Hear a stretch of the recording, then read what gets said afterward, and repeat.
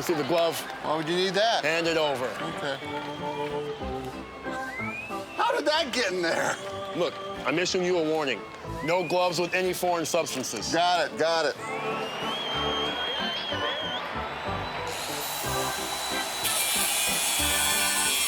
Time! Oh, you said no foreign substances. What the hell? Where is this even plugged in? Look, last chance. Nothing on the glove, no heavy machinery, nothing. Or your ass is gone. Got it, Blue.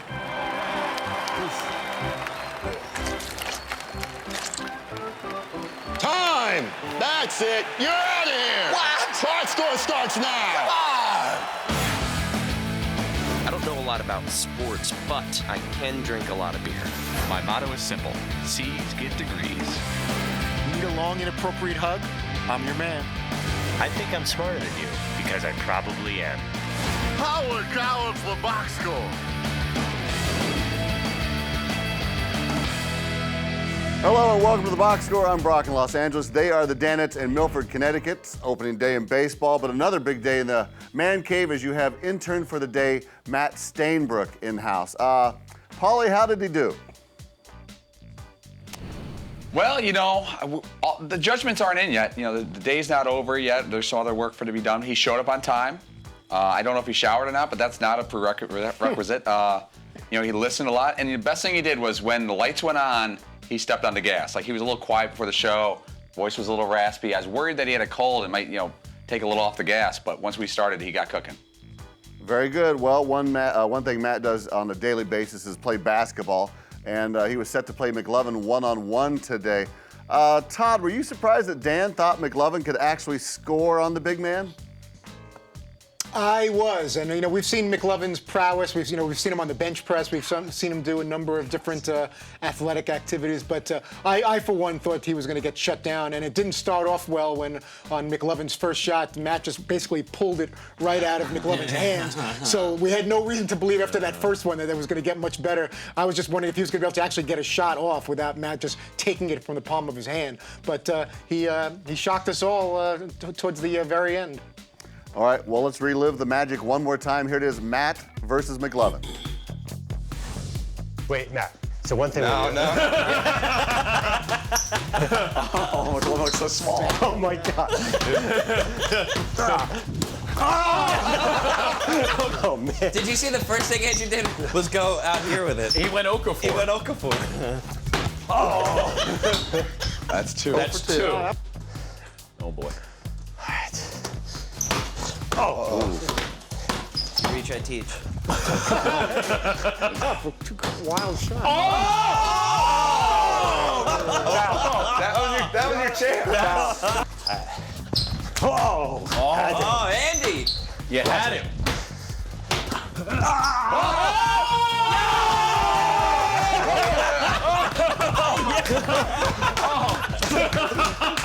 I'll give it to him. I'll give it to him. Oh man, there's only a couple of moments in the man cave that you've ever seen us collectively that happy. Like Todd hitting a homer off Mitch Williams. Oh yeah, wiffle ball. yeah, you bench pressing. This goes right up there, maybe to the top, and I'm sorry about that, Matt. Hurts a little bit, but you know what? I'm glad McLovin's happy. You know, maybe if we're playing for his job, I would have played a little bit harder, but I don't know. Well, you might have been playing for a job. I mean, a lot of NBA people watch the show. I heard they do tune in a lot, so hopefully it doesn't hurt my draft stock or anything like that. But then if you go in the second round, let's say you drop from mid-second round to the end of the second round, you could be on the Spurs. You could be on a really good team in the second round. You look at it that way. McLovin may have done you a favor and put you on a playoff team. Definitely, he helped me out. You know, he's thinking about my long-term success according to my short-term success. Yeah. Thanks for helping me out. I think it was actually nice though that you didn't finish out the other two. You still had like another 2 or 3 attempts. I didn't want to embarrass to score, him, you know? where all of a sudden it could have been like 3 out of 7. I was actually, at that point, I was thinking about putting in Todd or somebody, like a bench warmer, just because I'd already had my glory. Give somebody else Getting a your shot to touches. score. I was watching the replay, and you could tell McLovin's like going like this. I could tell he's thinking, how do I get a ball up there? Because over is not possible. Yeah. You realize it wasn't over, and you got that under. And if you look on the other side, there's a picture of McLovin, and the ball is bouncing on the rim, and you're like, Please. You did teach me that Kaminsky move. Honestly, it was in my head. I helped you out. I shouldn't have. That's, Never help your poor opponent. coach here. I'm up. And I watched a lot of tape of you. You're the up and under king. It's true. I do like to get people off their feet and, try to sneak one around them. Yeah, so like the move I use on you, you'd use that on guys all the time. Definitely, all the time. Except you're a lefty. Once they figure that out, they pretty much shut you down. Exactly. Yeah, oh. All right. There it Well, it's nice of you, Matt, not to call the traveling on him. Well, your coach took you to task after Twitter. On Twitter after the event, he tweeted out, told Matt Stainbrook to not leave his feet on shot fakes for 3 years. He deserves getting exposed on the DP show this morning. #WallUp. I mean, have you heard from anyone else in the wake of this beatdown? I have not. I knew my coach was going to grill me, though. Well, that was a go-to. I mean, he's been saying for 3 years now, wall up, stay on the ground. And, I think I've done a pretty decent job, but, it's never good enough for your coach. So all I of a was sudden assuming that was your coming. eligibility's done. And he's taking shots. If you another year, he's like, well, he made a fine effort, and I think he's a great He would have been a little player. nicer, right? Yeah, no, he What, definitely. what if he had called in and had Dan make you run suicides or something? Like, that would have been bad. I would have said, you are not my coach anymore. Well, Matt was in need of some redemption, and he showed McLovin that he could go in the box without just absolutely busting his skull wide open.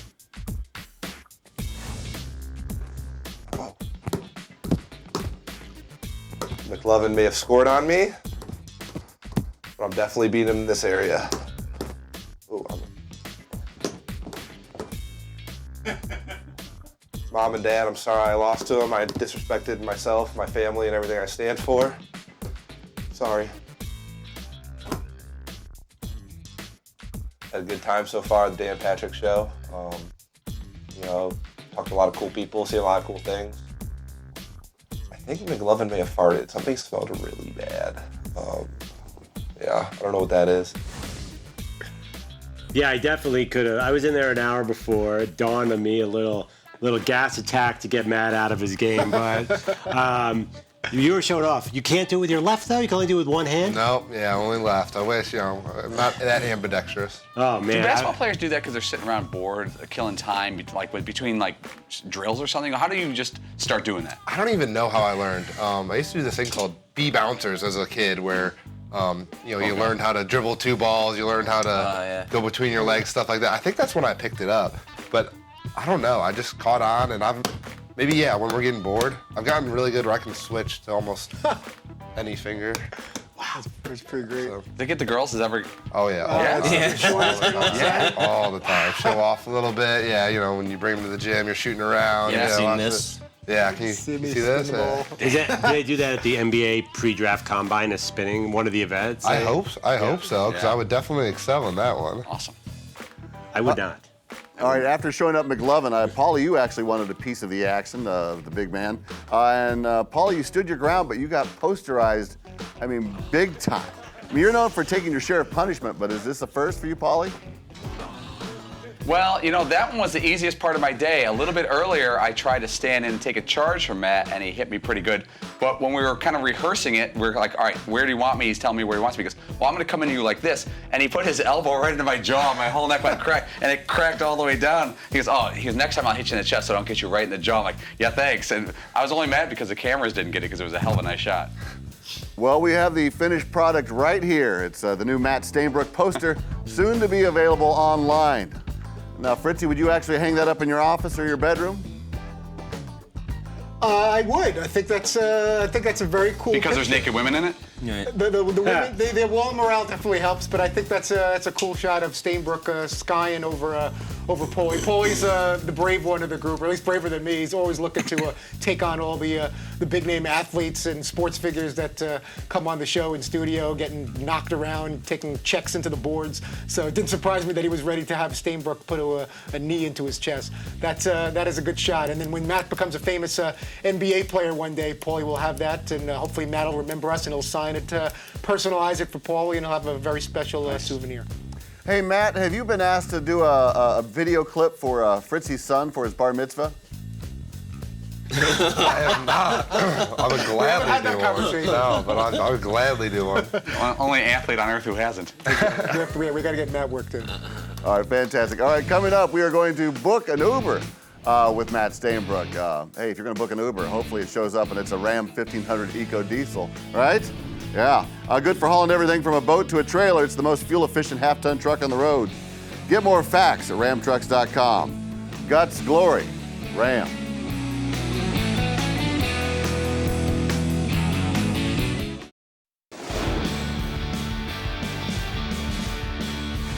Welcome back to the Box Score. Today we are joined by today's intern, Matt Stainbrook, who is an Uber driver, and it turns out today he got himself a brand new customer.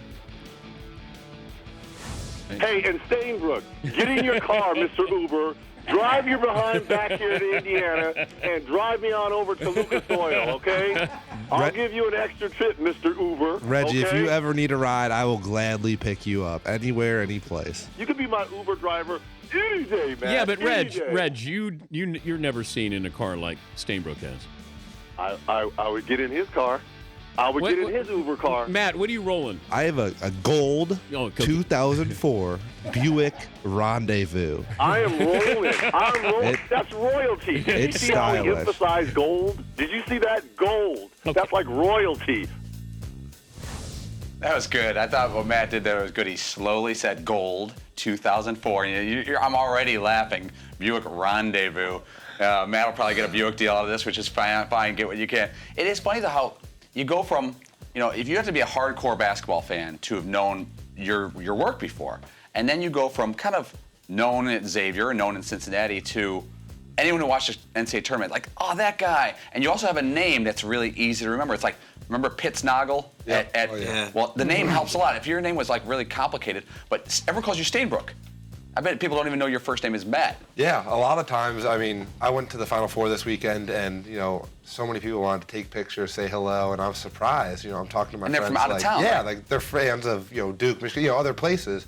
And surprising that they knew who I was. I guess I have a familiar name somewhat, a familiar face, I guess. And well, it's a look pretty cool. too, because if you honestly, let's not kid each other. If you look normal, and what I mean normal is just no glasses, no T-shirt, and it's harder to latch on to you. So you had everything to work in. You had a unique game, a unique look, the name, and then the run of Xavier made you.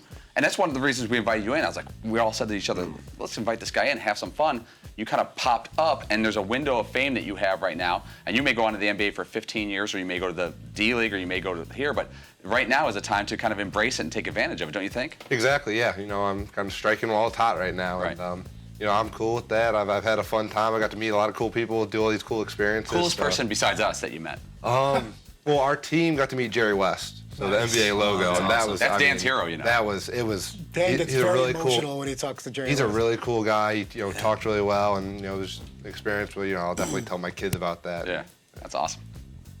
Hey, Matt, is there a funny Uber story that you can share with us? Someone you've picked up or drove around?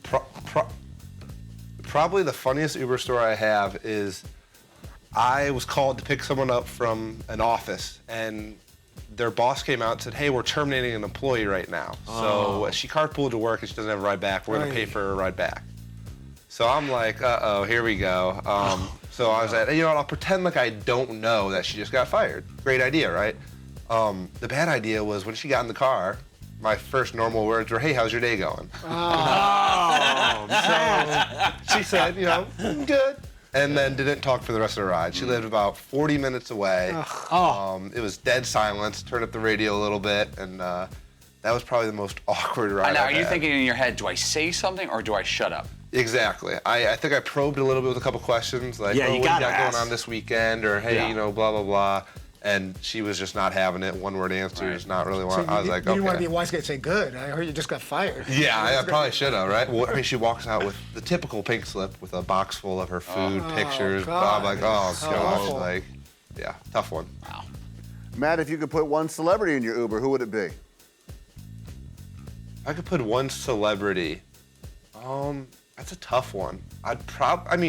LeBron James, being from Cleveland, being a Cavs fan, that'd be a lot of fun. I'm sure he'd have some interesting stories to tell. All right, let's say you drove LeBron to the airport. What's that, $50 a ride or $100 ride? Probably about $50. Okay, what would you, honestly, in all seriousness, what would you expect as a tip from LeBron As a tip, on a $50 ride? probably anywhere between 20 and 30%. So, Wouldn't you 15. expect him to give you 100 and say He's keep got to it? give you 100. He's got to say keep it off 100. I would assume maybe if he heard my story or was talking to me, knew who I was, something like that. Maybe that's what I'd say. He could use the post help. Would you try to get a job? I would definitely. I would try to broaden any connection I could and I'd use that definitely to my advantage. Well, Matt, thanks for sticking around. Good job today as an intern, and good luck in the future. Any last words before you head on out? No, just thanks for having me on. I had a blast doing it. I'm hoping that I can continue my basketball career, and if not, I'm still looking to take McLovin's job. Dude, if you watch today's show, I'm more likely to take his job. Wow. Oh, wow. And a parting shot. All right, thanks. Take good care, Matt. We will be back after this with a mock headline battle royal.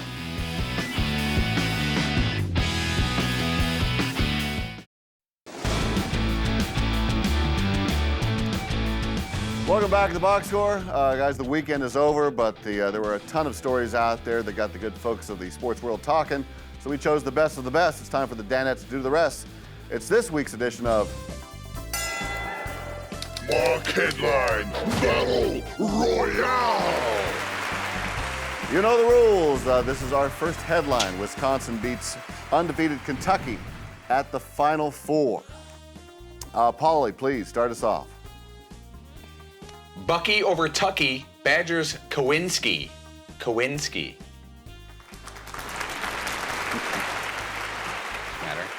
Smattering. Seton, your headline, please. Wild Craps. Kent Sucky Calasari for that Ashley dud of a game. Oh, four jokes. That's four. That's four in one headline. Guess what? There won't be another three throughout the rest of my headline. We got four total. That's the one. I started strong. All right, McLovin. Feeling bluegrass. Ashley Judd looking more like Judd Hirsch after Kentucky loss. Judd Hirsch. Maybe Judd Nelson. Yeah. Judd Hirsch. Judd Heathcote. Yeah. Judd. Taxi, Judge I like that. That's stuff. Fritzy, your headline, please. Red Badger of Courage. Wildcats now 38 and done. Stephen Crane. Red Badger Courage. I almost read that one. Second headline. Cliff notes. Lakers fall to Clippers, recording a franchise worst 56th loss on the season. Fritzy, please start us off. Purple and Fold. Fakers get strong dose of reality. McLovin, please. Oh, this makes no sense. L.A. lawful. Even Corbin Burnson's career better than current version of Wow. That's why he watches. Why a shot at Corbin Burnson? Mean spirited. I didn't want to take a shot at Harry Hamlin. All right, Seton. Los Angeles Flakers. Flakers? Flakers. Flakers. Lost. Anger. Jeez. Paulie. Ashley dud. Blow time. Lakers suck. Oh. Oh, that's good. Well, blow and Short suck, actually. and sweet. Surf and turf. Third headline. Paul George returns to Pacers wearing his new number 13, scoring 13 points. Seton, what do you got? PG-13. Pacers strongly cautioned. Oh, Paul George, PG-13. I like that. Well, PG-13. That's- strongly I think cautioned. that's Like, that all I was works thinking together. that's I think good. Steve's got a nice lead here. Paulie. Pacers fans curious if George can lead them to a playoff run. That's all Fritzy. That's a little Curious George action. I like That's Curious George. That's my favorite stuff. Nobody out of cares. it. drawing from your fatherhood. Love my Curious George doll. Yeah, now the man in the yellow hat, McLovin. Paul, George, where are John and Ringo? Because he was playing like he did yesterday when all his troubles seemed so far away. Oh, Andrew. The double belly laugh. That was a fab headline. Fritzy. It's all the Beatles. Got booed on that? Lucky 13 by George. Look who's back and keeping pace. Pacers. Our fourth and final headline. Cardinals beat the Cubs 3-0 in MLB's season opener. McLovin, you had it. Out of Moneyball. Doesn't take a sabermetician to figure out the Cubs could have a scoreless season. Points for accuracy. Fritzy. Chew on this. No Bryant, no runs at Wrigley is gum move. Gum. Wrigley's gum. Wrigley's spearmint gum. I get it. Paula, your headline. Cubs fans ready to commit Harry Carey after loss to Cardinals. Hey. Seton, wrap it up. Very depressing. Chicago flubs. Chris Bryantless Cubs throw away a perfectly good season. That's a little spade delivery. There's the applause. Thank you. The good one. Someone hit that button for God's sakes. Today's mock headline champion is Seton. Yeah, See what I think happened here? You know what? I'm going to give mine to McLovin because you made me laugh hard but today. I'm going to give mine to Seton because PG-13 was clever. It actually made it sense. I wish I think you got it because the voting was after the first round. I think the voting happened after the first round. Yeah, I'm lucky. If that one was fourth, I probably would have won. Right. PG-13 was solid. What about your Beatles yesterday? All right, don't go away. The guys are going to talk some trash. This is the box score, and we are going to take a break and remind you that the Ram Heavy Duty, with its best-in-class towing, torque, and horsepower, it doesn't need one. Guts, glory, Ram.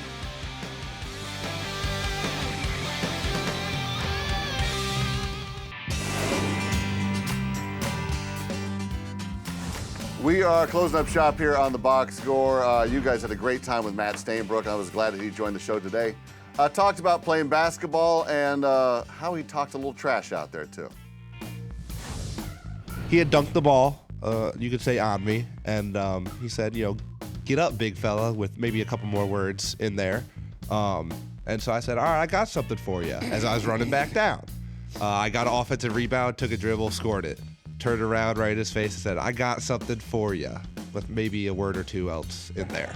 Do you think that's how it sounded? I've got something for you. That's kind of how Matt said it here. It was something like, I got something for you. I got something for you. Okay. Oh, okay. So you didn't do it like, the punctuality wasn't, and I have something for you, no, too. No, you did no, not. no, Okay. no. I was like, I got something for you. Yeah. We always love the behind-the-scenes stories. I wish it could have been a little more colorful, but I know he was, he's a guest in our studio. And when there's FCC violations. There is FCC laws and regulations out there about what you can say as far as language. But he was a good sport about it, and he shared the story as best he could without getting too colorful with the actual words that were exchanged. But it still caught my interest. I was curious to see how far he was going to go and see if he was going to forget that you can only take it so far with the actual language involved. Now, Todd, I know you're a pretty even-tempered guy, but what's it sound like when you trash talk? I say something along the lines of, I am in control of this situation. You cannot stop me. I am the best. Like my... No, but, in reality, not making a joke, I've heard Fritzy trash talk on the phone before. Let's say a guest blows us off minutes before the interview. This is a national TV and radio show. It's not like a small-time radio show we've been promoting for a day or two. So at this late juncture to call in, that's really questionable at best. I mean, that's as hard as Todd will say to a publicist or a Because peer. you're trying to, make it clear that what's But you happening. give a little jab. Yeah, I'll make my little comments, but also I'm representing the show and these guys and Dan and the company and everything, and it's like, and I can't just say whatever I want and take it upon myself to just go off on this person, especially if this person represents other clients or other guests that we're going to want to have on the show, and it's just, in the moment you get caught up and you're trying to explain to this person or this agent that it's very unprofessional that you're pulling the plug on this interview at the last minute, or all of a sudden making a list of things that he's not going to talk about right before he's coming on. So I've gotten pretty pissed off before, but I've controlled myself enough to not step over that line where I'm becoming unprofessional, or it's going to get to these guys and Dan or over our heads as to language that then it just makes me as unprofessional, if not more, than the person that's The other funny thing is, like, occasionally something will happen like that,